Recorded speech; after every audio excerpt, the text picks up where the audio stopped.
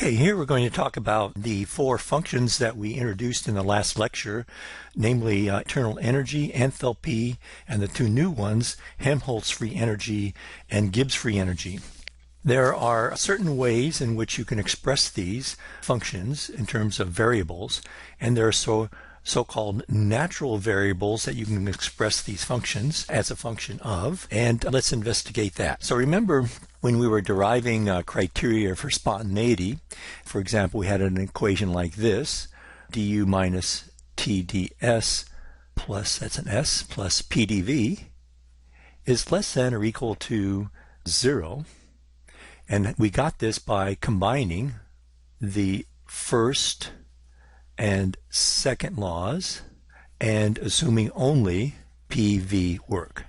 So you might review that lecture if this doesn't look very familiar. The equal sign, in this less than or equal to sign, the equal sign means for a reversible process, and the less than sign is associated with an irreversible, which we call real process. Just to make things simple, let's now consider only reversible processes.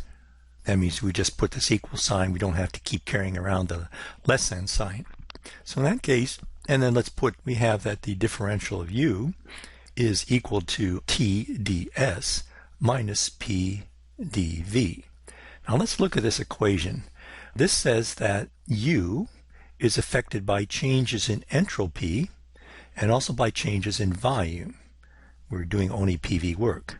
So those are the two variables that change internal free energy. I don't know quite, did I say that, enthalpy? Internal energy. And then you take that change in entropy and multiply by temperature, and then subtract off the change in volume times pressure, and then you got the change in internal energy. So I think hope I convinced you that U, for this particular case, only PV work, is a function of entropy and volume. If we're going down this way, we'll say that S and V are natural variables for internal energy U. All right, now what we're going to do is to do some mathematical manipulations, use partial differentials, and derive some interesting relations here. U is a function of entropy and volume. Let's take the total differential of U.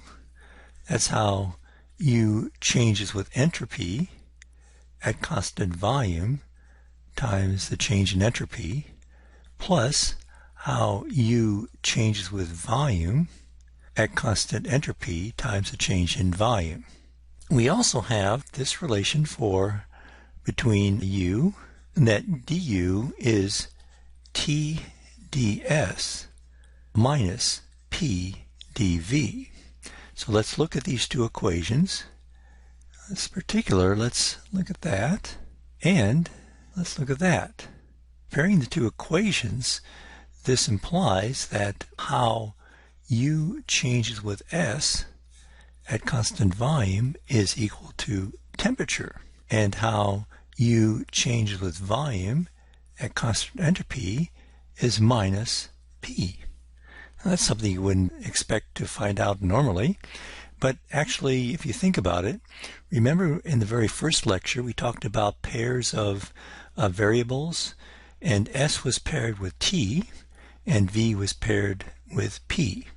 So in a sense, these are how internal energy changes with entropy at constant volume. Well, that would be related to temperature, and how U changes with volume at constant S, that you would think maybe be related to pressure, and in fact they are. From our derivation last time, enthalpy, and getting the equal sign, reversible process, is TdS plus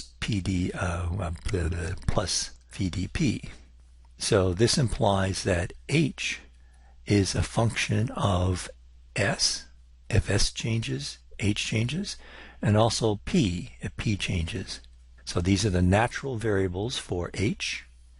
We'll do the differential. dH is how H changes with S at constant P times ds, plus how H changes with pressure, second variable, constant first variable, times dP.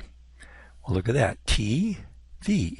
So T definition of temperature is how H changes with S at constant P, and V is how H changes with pressure at constant entropy. Again, PV at TS.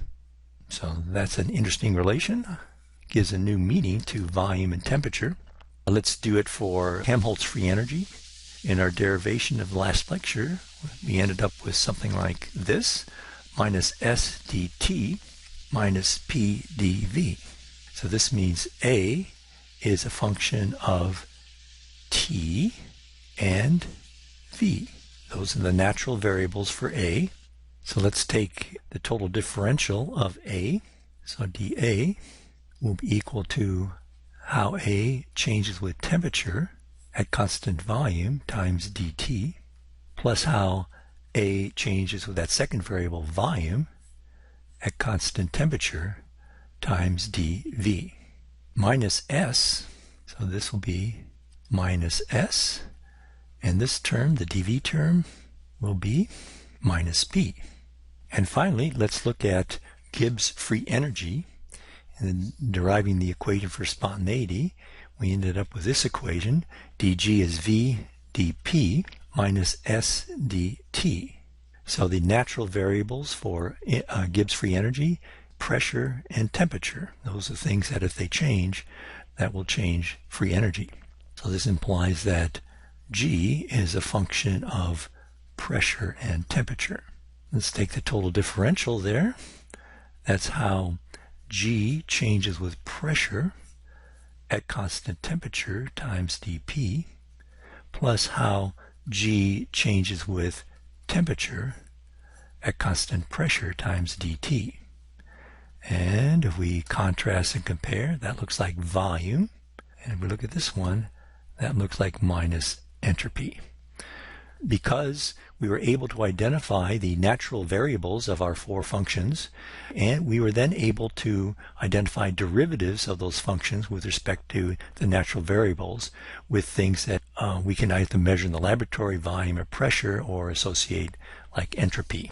So that's kind of cool. That's the kinds of things that a lot of people do with thermodynamics. Just play with equations, differentials, and so on, and end up with interesting relations.